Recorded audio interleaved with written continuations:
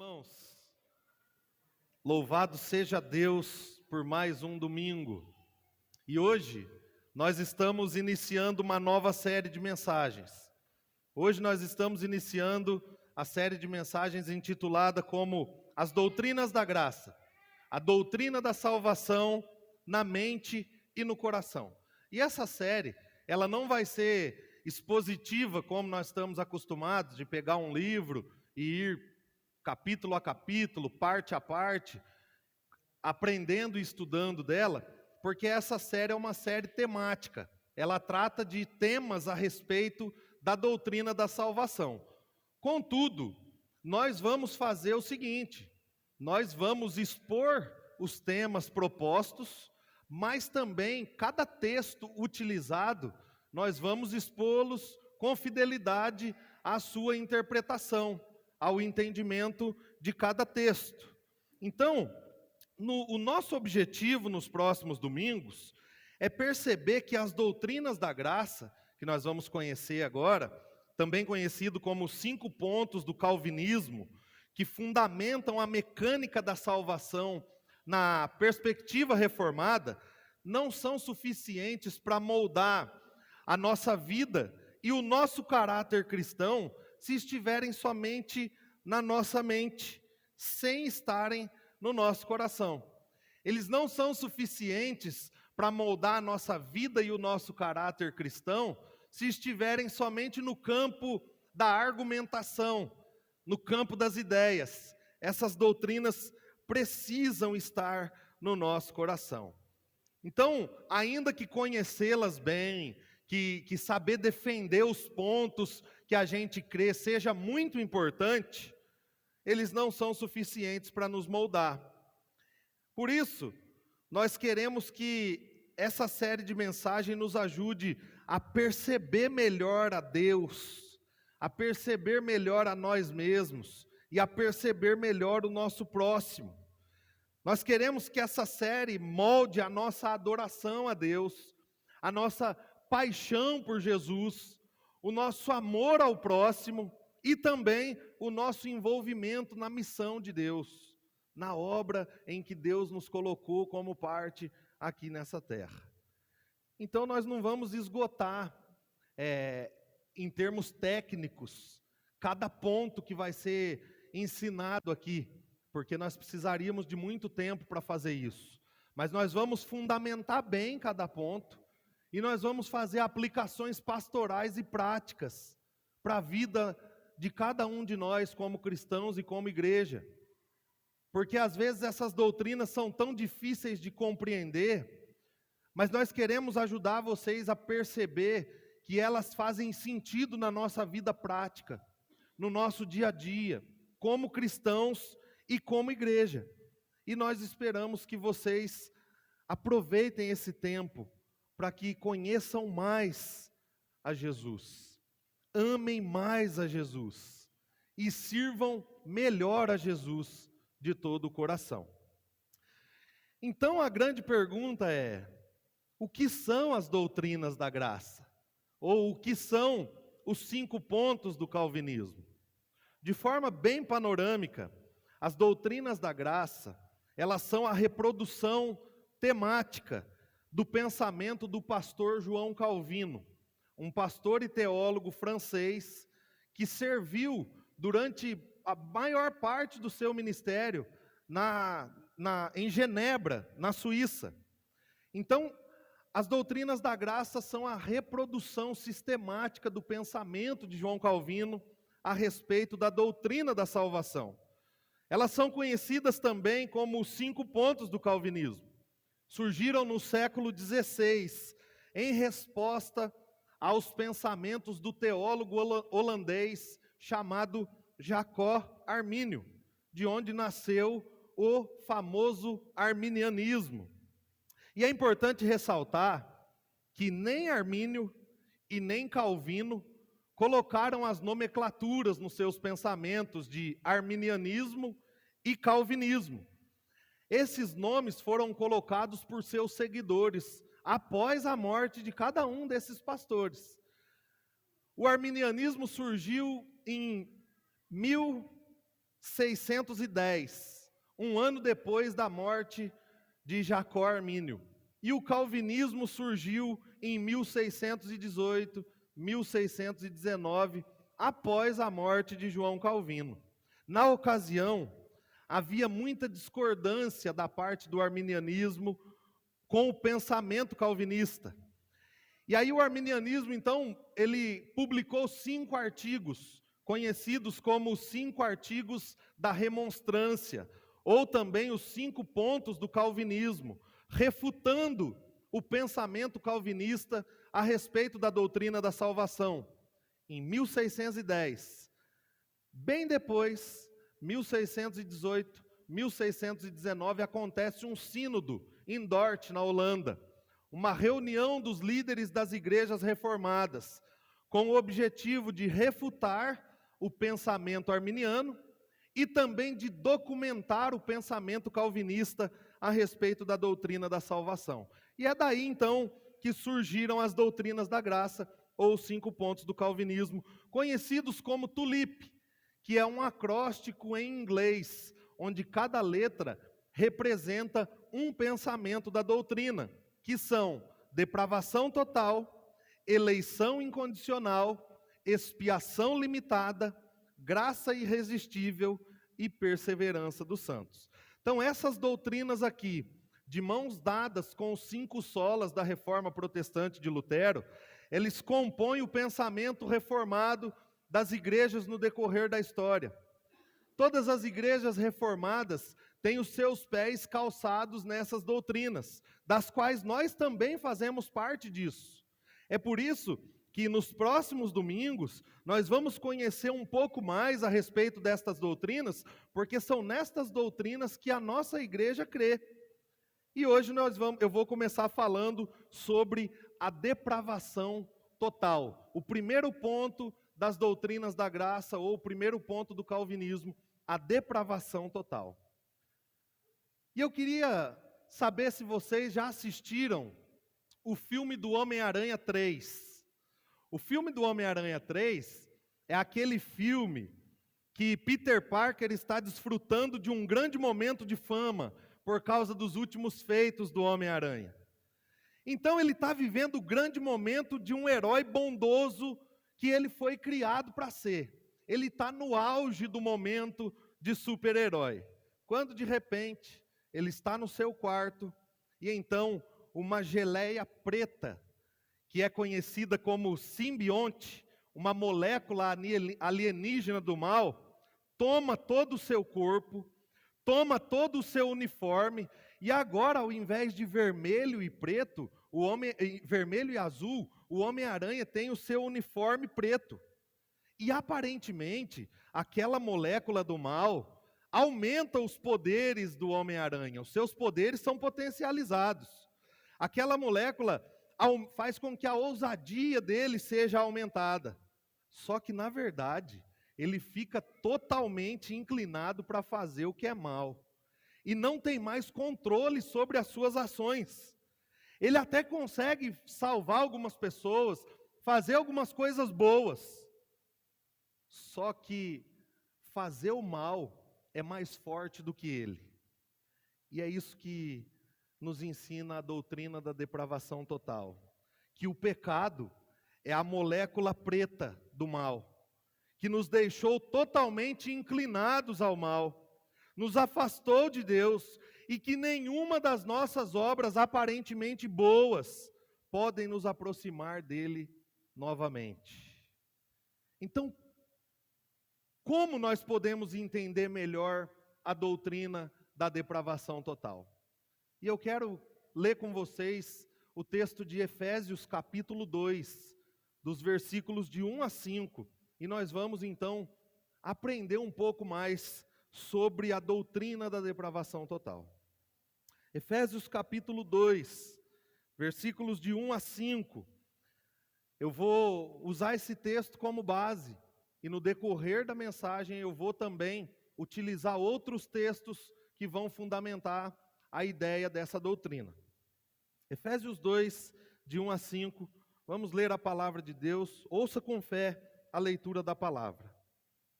vocês estavam mortos em suas transgressões e pecados, nos quais costumavam viver quando seguiam a presente ordem deste mundo, e o príncipe do poder do ar, o espírito que agora está atuando nos que vivem na desobediência. Anteriormente, todos nós também vivíamos entre eles, satisfazendo as vontades da nossa carne, seguindo seus desejos e pensamentos. Como outros, éramos por natureza merecedores da ira. Todavia Deus, que é rico em misericórdia, pelo grande amor com que nos amou, deu-nos vida com Cristo quando ainda estávamos mortos em transgressões. Pela graça vocês são salvos. Vamos orar? Senhor, nós nos colocamos diante de Ti, colocamos o nosso coração diante da Tua palavra e pedimos para que o Senhor nos conduza diante de um assunto tão importante e diante da revelação da Tua palavra, que o Senhor molde o nosso coração, a nossa mente e que possamos, ó Deus, crescermos não só em conhecimento, mas também em adoração ao Teu nome. Que o Teu Espírito Santo nos ajude neste tempo de reflexão, em nome de Jesus. Amém. Irmãos, em primeiro lugar aqui, nós aprendemos que a doutrina da depravação total, ela nos ensina, de fato, que a morte espiritual é a condição natural de toda a humanidade. É o que Paulo descreve no primeiro versículo do capítulo 2 de Efésios. Vocês estavam mortos em suas transgressões e pecados. Paulo está escrevendo essa carta para lembrar os efésios de quem eles eram sem Cristo e do que eles foram formados em Cristo. E agora, aqui especificamente, Paulo está lembrando eles de quem eles eram sem Cristo. E o pensamento de Paulo está ancorado no relato da criação, da queda da humanidade, de quando Adão e Eva se rebelaram contra Deus. Porque no final das contas, esta não era a condição somente dos efésios, esta era a condição de toda a humanidade.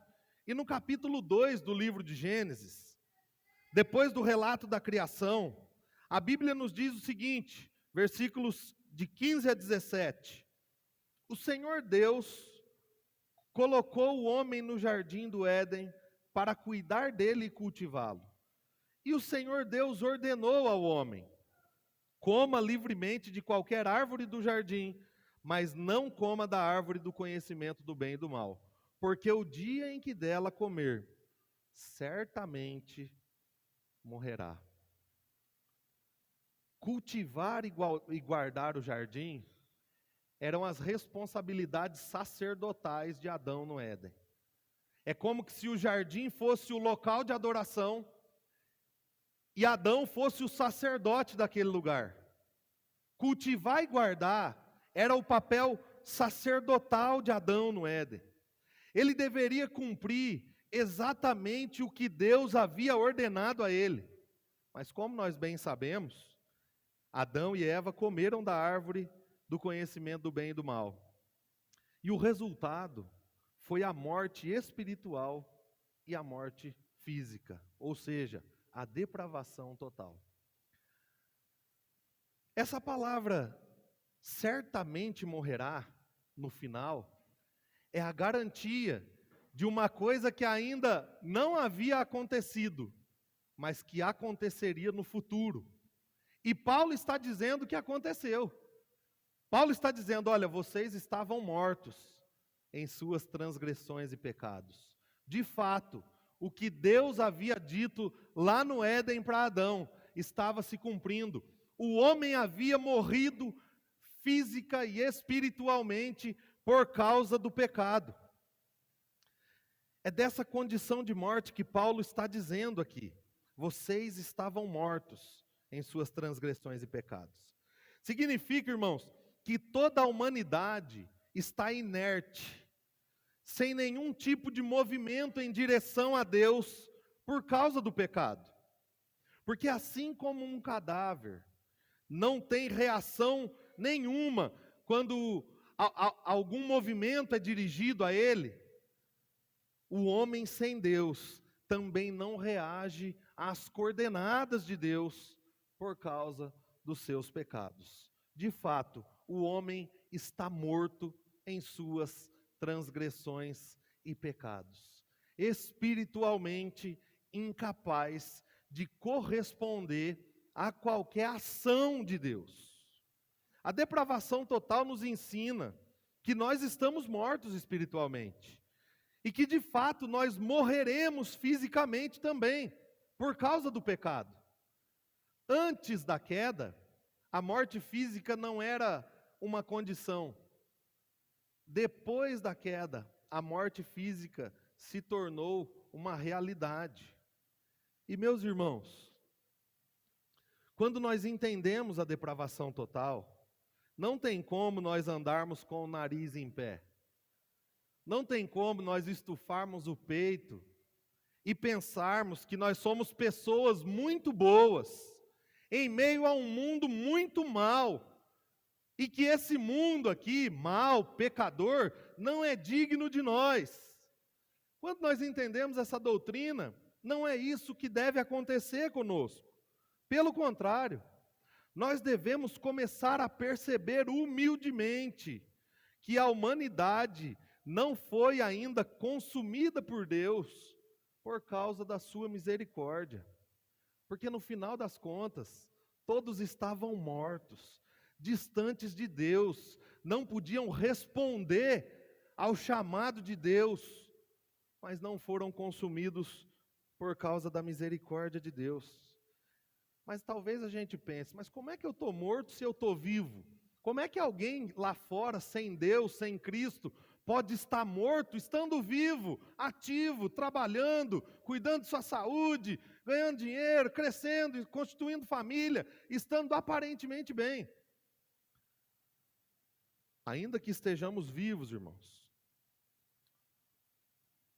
para crescer na vida, para trabalhar, para tomar decisões do dia a dia, para escolher a comida que vamos comer, a roupa que vamos vestir, os caminhos que vamos trilhar na nossa jornada acadêmica, escolher a roupa, o trabalho que queremos trabalhar, o namorado ou a namorada que vamos ter, ou vivos e livres para cometer qualquer tipo de pecado. Nós não estamos vivos e livres para escolher a Deus, para escolher andar com Deus, para escolher caminhar com Deus, porque sem Cristo estamos mortos espiritualmente e somos incapazes de ter qualquer reação que nos leve ou que nos faça olhar para Deus. Essa é a realidade do homem sem Cristo. Essa era a minha e a sua realidade, e é a realidade daqueles que estão à nossa volta sem Cristo ainda hoje. Mas o que mais nós podemos aprender com a doutrina da depravação total? Em segundo lugar, a doutrina da depravação total nos ensina que não só a morte espiritual é a condição de toda a humanidade, mas que também a escravidão do pecado é o resultado da morte espiritual. Continuando no versículo 2, Paulo está continuando o que ele diz: vocês estavam mortos em seus delitos e pecados, nos quais costumavam viver quando seguiam a presente ordem deste mundo e o príncipe do poder do ar, o espírito que agora está atuando nos que vivem na desobediência. Anteriormente, todos nós também vivíamos entre eles, satisfazendo as vontades da carne, seguindo seus desejos e pensamentos. Agora, Paulo está ensinando que, como resultado da morte espiritual, o homem é escravo do pecado, escravo, aprisionado. E essa escravidão, ela se manifesta em 3 áreas na vida do homem: a escravidão ao mundo, a escravidão ao diabo e a escravidão às vontades da carne. Então, Paulo diz que o homem sem Cristo está escravizado aos padrões deste mundo. O que são os padrões deste mundo? Os padrões deste mundo são os princípios e valores que se opõem à vontade de Deus. Como, por exemplo, está em alta, na França agora é constitucional o aborto. Pensamento deste mundo, sistema que rege este mundo, aborto, ideologia de gênero, homossexualidade, a destituição da família. Família não é mais constituída por homem e mulher. Ela pode ser constituída por X, X e Y, Y. A legalização das drogas, que está em alta aqui no nosso país, é um sistema que rege este mundo. Poucas pessoas contrariam esse sistema.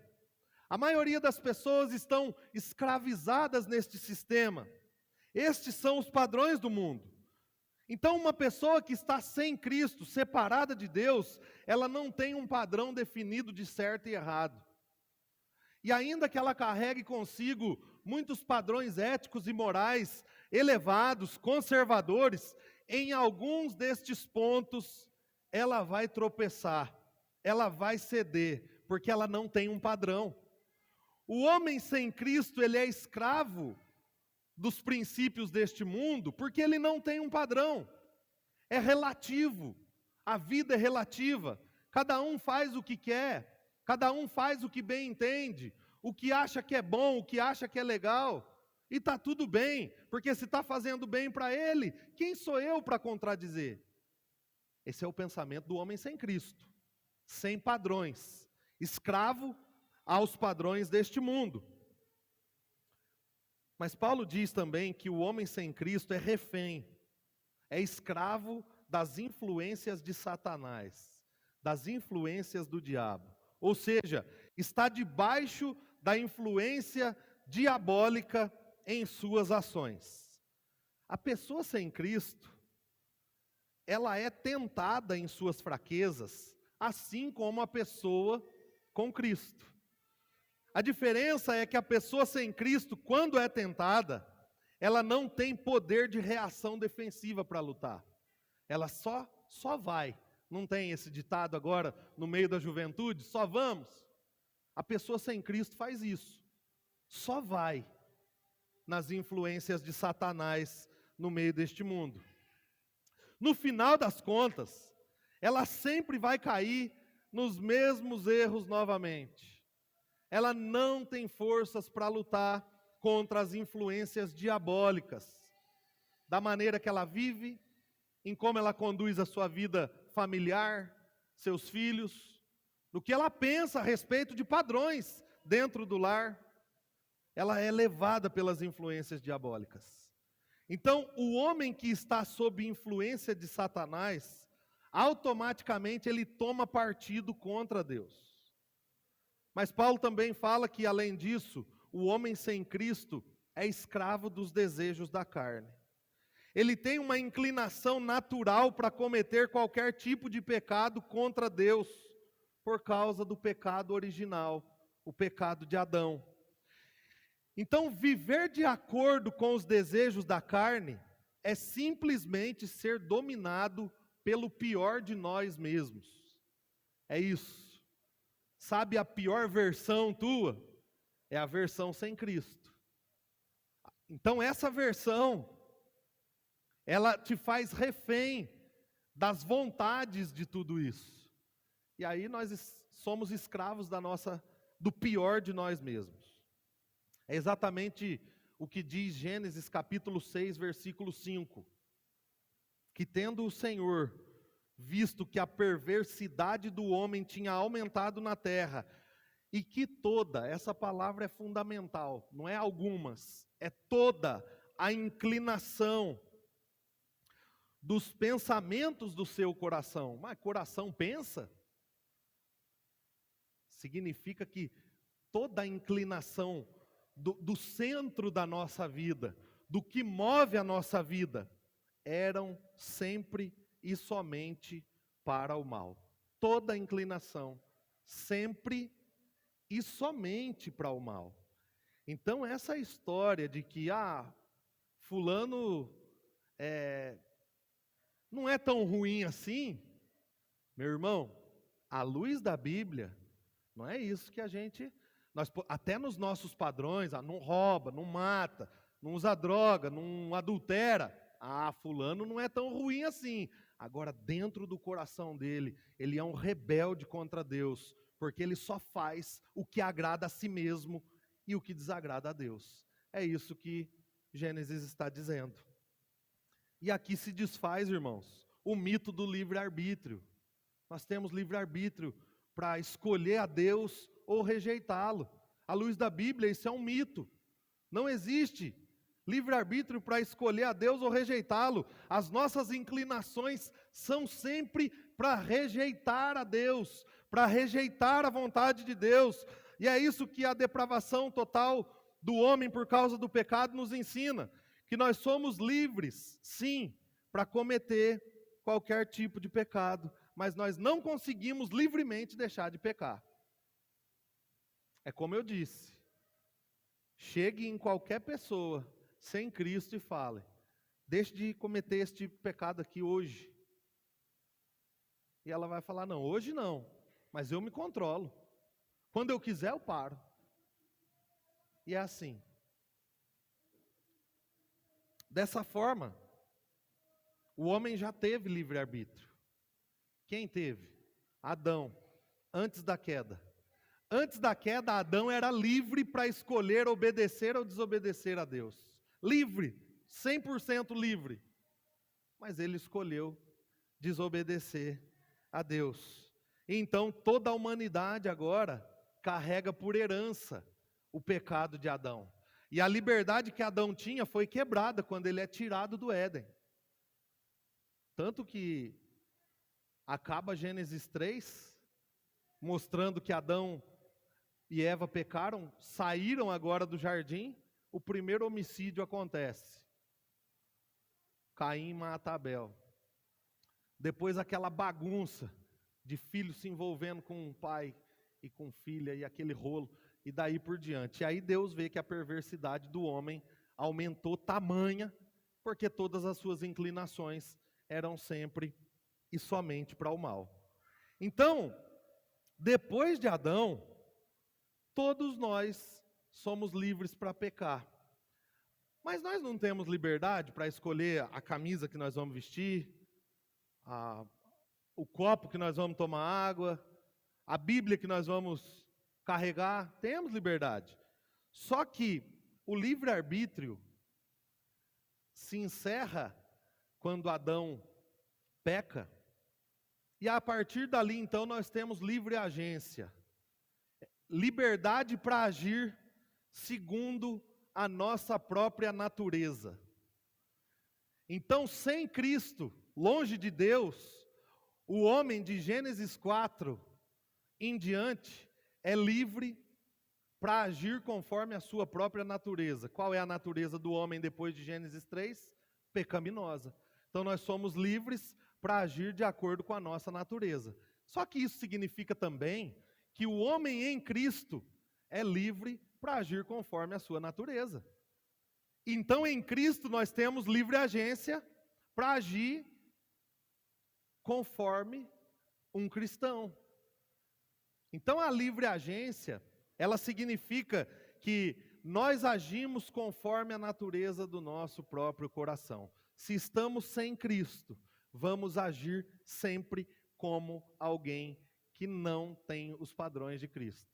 E se estamos em Cristo, devemos agir sempre como alguém que está em Cristo. O fato é que a depravação total faz com que o homem seja totalmente escravizado pelo pecado e incapaz de libertar a si mesmo. Sabe essa autolibertação que as pessoas dizem, olha, dentro de você, você vai encontrar o caminho. Dentro de você vai se conhecer bem. E aí lá você vai encontrar um caminho para mudar isso aí. com a palavra mais respeitosa para usar de tudo isso, é uma balela, é uma conversa fiada. Porque dentro de nós vamos encontrar o que Deus diz, pecado. E ainda que ética e moralmente nós somos bons, tudo o que nós fazemos para a nossa própria glória, de acordo com a nossa própria vontade, e não para a glória de Deus e conforme a vontade e a direção de Deus. Por isso, irmãos, quando essa doutrina sai da nossa mente e abraça o nosso coração, nós não vamos conseguir olhar mais para as pessoas de cima para baixo. Sabe, tipo assim, aquele ali é um drogado. Aquele ali é um ladrão. Nossa, aquela ali, meu Deus, não suporto ela. Nós não vamos conseguir olhar assim para as pessoas mais. Porque a doutrina da depravação total, quando abraça o nosso coração, ela tira de nós o olhar de julgamento para aqueles que estão escravizados no pecado.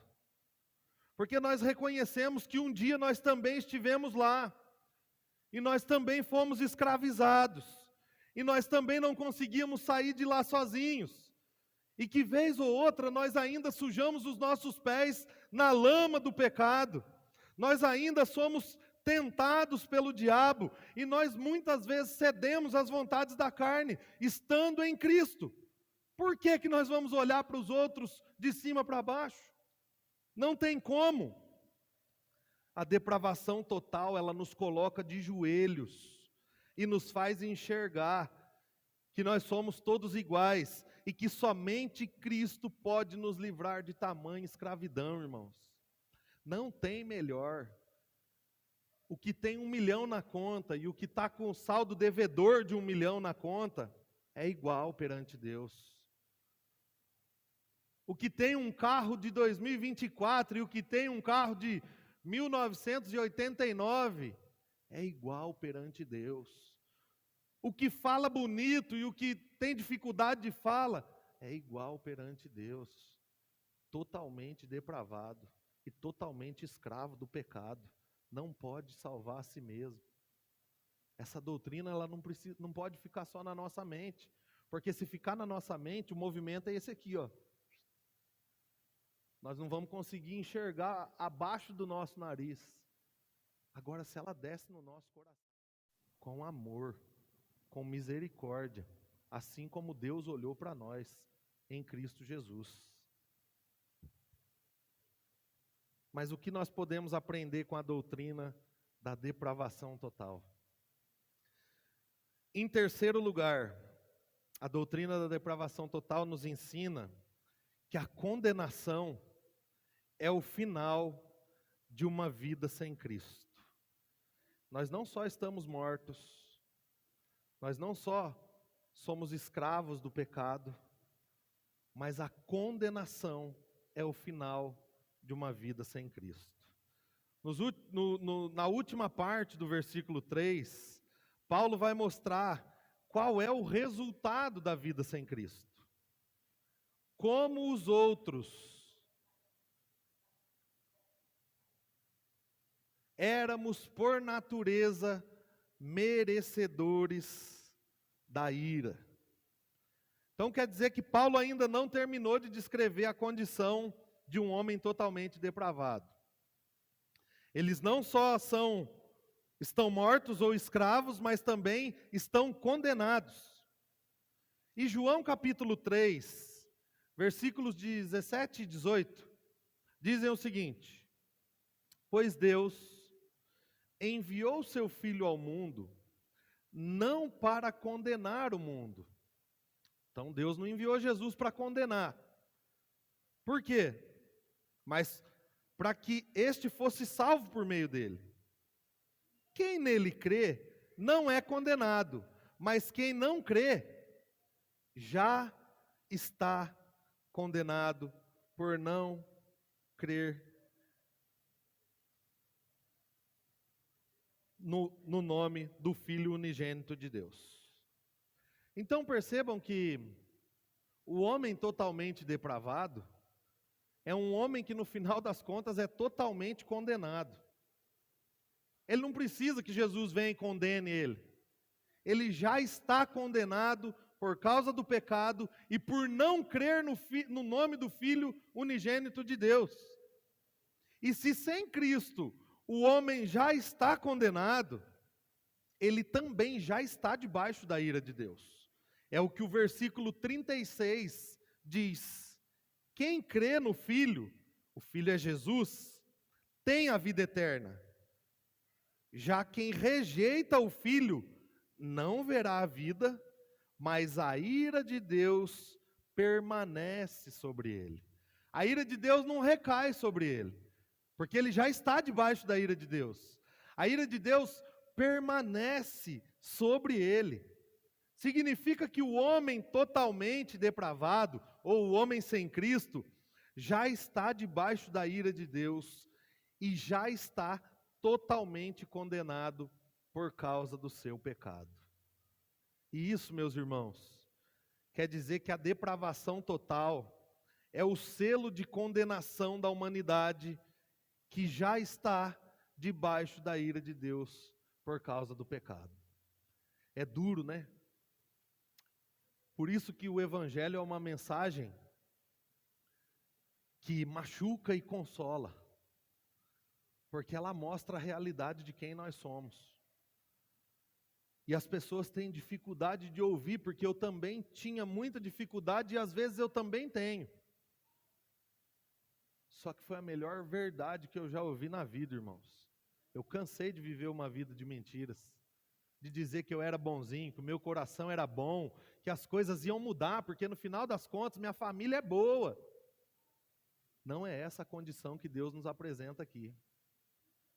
Ele diz que nós já estamos condenados e já estamos debaixo da ira de Deus por causa dos nossos pecados.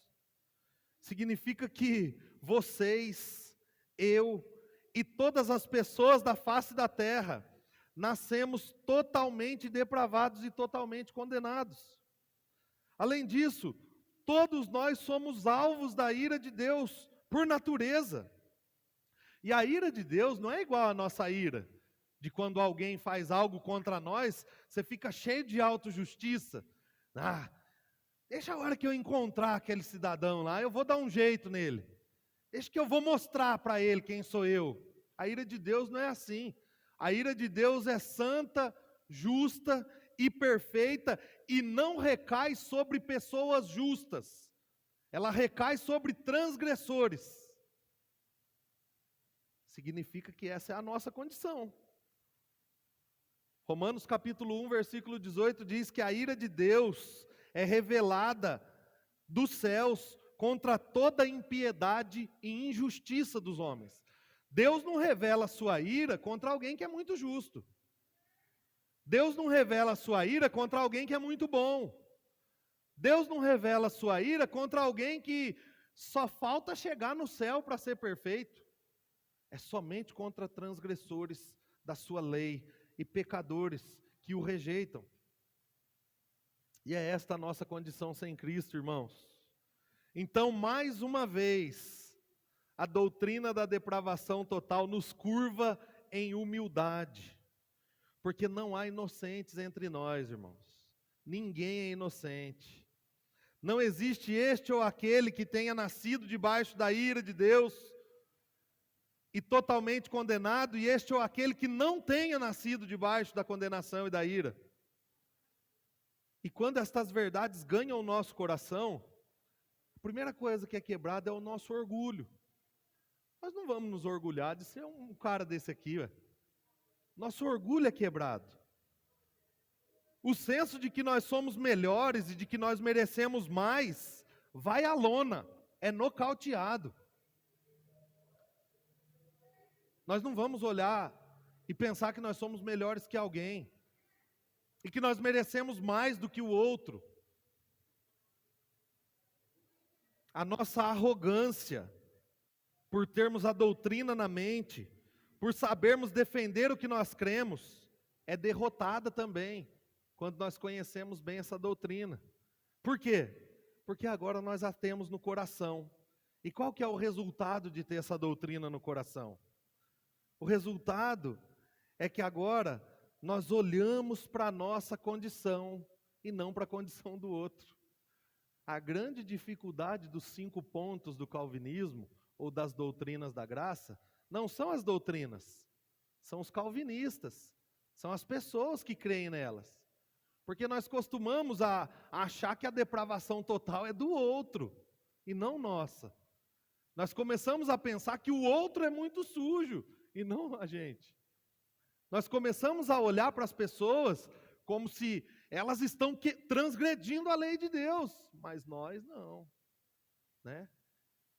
Então aquele que está com dificuldade de sair da droga, aquela que está com dificuldade de sair da prostituição, da mentira, do engano, então esses são totalmente depravados, mas eu com a minha mentirinha, não, tranquilo.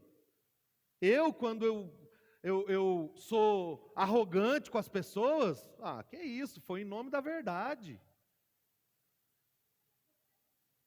A doutrina da depravação total nos coloca de joelhos, irmãos, diante de Deus, aos pés da cruz. Nós passamos a enxergar as pessoas, o cisco no olho das pessoas, depois que nós já trabalhamos bem na trave que está no nosso próprio olho. Nós não vamos chegar com a postura hipócrita, querendo mostrar ser quem nós não somos, para tentar ganhar em argumentos. Diante de tudo isso, quais são os desdobramentos práticos desta doutrina para as nossas vidas, enquanto igreja e enquanto cristãos? O que é que nós podemos aprender com isso?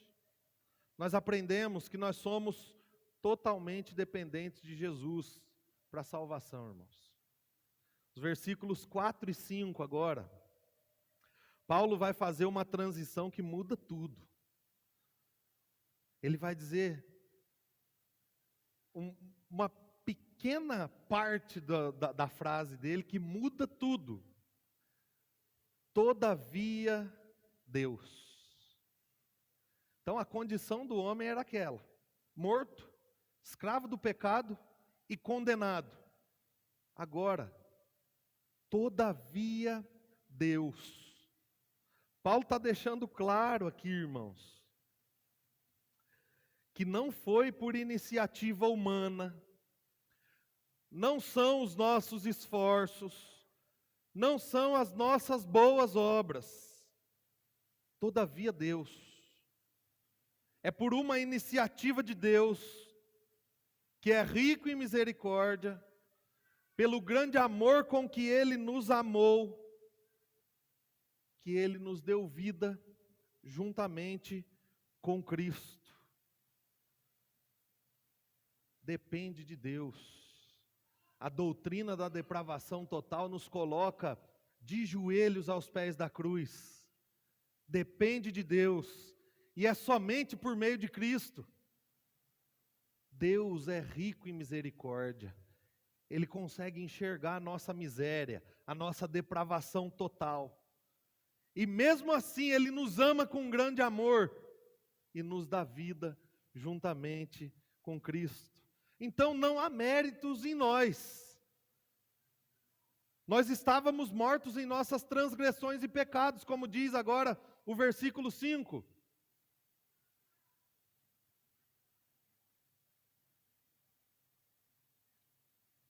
Deu-nos vida com Cristo quando ainda estávamos mortos em transgressões. Então não há mérito nenhum. O que nós vemos aqui? Graça sobre graça. E é o que ele termina dizendo: pela graça vocês são salvos. Irmãos, é pelo favor imerecido de Deus. Ele nos salvou da morte espiritual e nos vivificou por seu favor imerecido. Ele deu vida a mortos espirituais como a mim e como a vocês, sem mérito algum, por meio de Cristo, pelos méritos de Cristo. E Romanos 3 replica bem a ideia de Paulo aqui, no versículo 23, que diz o seguinte: pois todos pecaram e estão destituídos carentes, necessitados da glória de Deus. Significa, irmãos, que o pecado de Adão, que é o nosso representante legal, desde lá da criação, agora também é nosso por herança. Então, por isso, nós não podemos depender de nós para a salvação. O pecado nos impede de ir a Deus. Todos pecaram e estão carentes, carecem da presença, da glória de Deus. E aí Paulo continua, nos versículos de 24 a 26, mostrando então que de fato, nós somos totalmente dependentes de Jesus para a salvação. Ele diz o seguinte: sendo justificados gratuitamente por sua graça, por meio da redenção que há em Cristo Jesus, Deus ofereceu como sacrifício e propiciação. O que é propiciação? É aquele sacrifício que desvia a ira de Deus que estava recaída sobre nós. É o sacrifício que afasta a ira de Deus e que limpa os nossos pecados. Então, Deus o fez sacrifício e propiciação mediante a fé pelo seu sangue, demonstrando a sua justiça. E em sua tolerância havia deixado impunes os pecados anteriormente cometidos. E aqui impunes não é fazer vista grossa não, era ter tido misericórdia de não nos consumir naquele tempo. Por quê? Mas agora, no presente, demonstrou a sua justiça a fim de ser justo e justificador daquele que tem fé em Jesus. A impunidade que fala aqui dos pecados é realmente esperar para derramar a sua justiça, a sua ira. E ele derramou sobre Cristo na cruz do Calvário. É isso. Nós somos totalmente dependentes de Jesus para a salvação. Todavia, Deus, é Ele, é uma ação que vem dEle. O homem totalmente depravado está totalmente dependente. Então, de forma prática, irmãos, em primeiro lugar, a depravação total nos ensina que não podemos salvar a nós mesmos. Somos incapazes de irmos a Deus. A morte espiritual criou um muro de inimizade entre nós e Deus. Contudo, nós aprendemos aqui que o próprio Deus, por iniciativa dEle, nos deu vida por meio de sua graça, nos salvou da condenação do pecado. Então, se sem Cristo nós éramos totalmente depravados, agora em Cristo nós somos totalmente justificados, irmãos. Ele nos justificou, Ele pagou a dívida do nosso pecado. Essa é a beleza e a glória do Evangelho. Ele nos salvou de forma monergista. Monergista é uma ação única, não é sinergista. Sinergia é que há uma contribuição de ambas as partes, mas aqui Ele nos salvou de forma monergista. Nós estávamos mortos, incapazes, e Ele veio a nós por meio de Seu Filho. Essa é a beleza do Evangelho. Já não há mais condenação para aqueles que estão em Cristo Jesus. Por isso, uma das coisas que essa doutrina mais faz com qualquer crente que conhece ela, é fazer com que você se enxergue um trapo imundo e um lixo. Mas só que não é o propósito dessa doutrina. Essa doutrina, ela deve nos fazer olhar que nós somos sim, totalmente incapazes e mortos. Mas o objetivo dela é nos fazer enxergar que nós somos muito amados. Deus nos amou muito. O apóstolo João não tinha palavras para descrever, porque Deus tanto amou o mundo, ou amou o mundo de tal maneira. Que maneira? Eu não sei. É muita coisa. Ele entregou o seu filho. Nós somos muito amados, irmãos. A segunda coisa que essa doutrina nos ensina é que o crente não é mais totalmente escravo do pecado. Porque nós fomos libertos do pecado e nos tornamos agora escravos de Deus, escravos de Cristo. Não estamos mais presos nas algemas do pecado. Agora nós somos livres para viver em justiça, em santidade, para a glória de Deus. Em Jesus, você tem o que precisa para sair da lama. Se você está com os pés fincados na lama do pecado, em Jesus Cristo você tem o que precisa para sair de lá. Ele te amou e te habilitou a sair da lama do pecado. E por fim, irmãos, a doutrina da depravação total nos faz enxergar corretamente a Deus, a nós mesmos, ao nosso próximo e a contemplar a beleza e a glória de Jesus. Nós devemos olhar para Deus agora e reconhecer a sua grandeza, a sua santidade e a sua justiça. Ele não folga com a injustiça. A justiça dele recaiu sobre Jesus. Só que nós devemos olhar para nós e reconhecer que sim, somos miseráveis pecadores. Nada do que fazemos, por melhor que pareça aos nossos olhos, pode nos aproximar de Deus. Nada do que nós fazemos. Só que isso deve nos levar a olhar para o nosso próximo e reconhecer que não importa se ele é um usuário de drogas, um presidiário, um assassino, um devedor, um beberrão, um mentiroso, um morador de rua, não importa. Nós estamos todos na mesma condição diante de Deus. E aí todo esse pacote, deve nos levar a contemplar a glória e a beleza de Jesus. Sabe por quê? Porque ele não era totalmente depravado. Pelo contrário, ele era totalmente santo, totalmente justo e totalmente perfeito. E mesmo assim, ele foi injustiçado e crucificado por causa da minha e da tua depravação. O Filho de Deus foi cravado na cruz por causa da minha e da sua depravação, irmãos. Ele suportou o que nós deveríamos ter enfrentado, a ira de Deus, a punição de Deus. Ele sofreu tudo isso no nosso lugar. Ele levou os nossos pecados naquela cruz. E nós agora, os que somos totalmente depravados, nos tornamos totalmente justos. Recebemos a sua justiça. E agora, Deus olha para nós e não nos vê mais totalmente depravados. Deus olha para nós e vê a cada um de nós totalmente justificados. Jesus nos redimiu e redimiu toda a criação.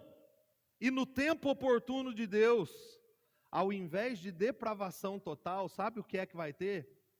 Redenção total. Todas as coisas serão redimidas. Todas as coisas serão colocadas no seu devido lugar. Por isso nós precisamos ser impulsionados na missão que Deus nos inseriu aqui na terra. Porque a humanidade sem Cristo está totalmente depravada e precisa da graça e do resgate que vem por meio de Jesus, por meio do Evangelho. Não há nenhum justo, não há ninguém que busque a Deus, todos se desviaram e se tornaram inimigos de Deus. Nós precisamos ser impulsionados a pregar o Evangelho a todos os que estão à nossa volta. Por quê? Porque assim como nós, estes podem ser chamados para a salvação em Cristo Jesus. Então, a doutrina da depravação total nos ensina muita coisa. Só que ela só nos ensina tudo isso quando ela sai da nossa mente e abraça o nosso coração. Irmãos, no filme do Homem-Aranha 3, ele não conseguiu se livrar daquela molécula preta, maldosa, sozinho. A maldade havia o dominado e ele estava cometendo vários tipos de maldade de livre vontade, sem filtro, sem freio e totalmente depravado. Mas aquela molécula preta tinha sensibilidade sonora, não podia com barulhos muito altos. E aí o Homem-Aranha vai até o topo de uma igreja. E enquanto o sino daquela igreja ressoava, aquela molécula vai despindo a armadura, a vestimenta do Homem-Aranha, e começa a cair, e cai pelo chão, e ainda assola outras pessoas. A grande questão é que ele foi liberto, não por si mesmo, por algo que veio de fora. Assim como Cristo fez conosco, ao nos resgatar da depravação total, e nos dar a redenção total por meio da cruz. Vamos orar?